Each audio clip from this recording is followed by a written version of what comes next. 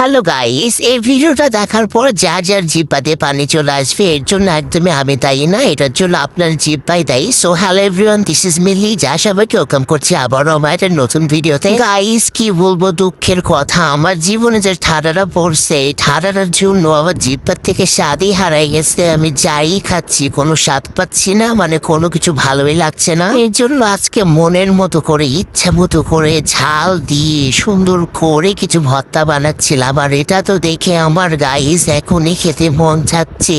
Guys আমার হাতের ভর্তা মানে বিশাল স্বাদ, যেই খাইছি টাসকি লেগে যায়। আর এত সুন্দর করে যে আমি ভর্তা বানাই যেটা যে দেখে সেও পাগল হয়ে যায়।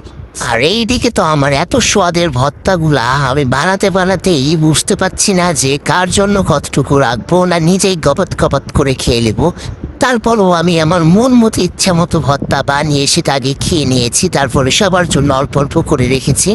এই যে আমি আমার ডালাটা সাজিয়ে নিয়েছি, মানে আমার প্লেট সুন্দর করে এখন আমি খাবো, কারণ আমি অনেক ক্ষুধার্ত। আমার অনেক দিন থেকে ক্ষুধা লাগতেছিল এরকম একটা ভর্তা দিয়ে এক লালা ভাত খাওয়ার জন্য।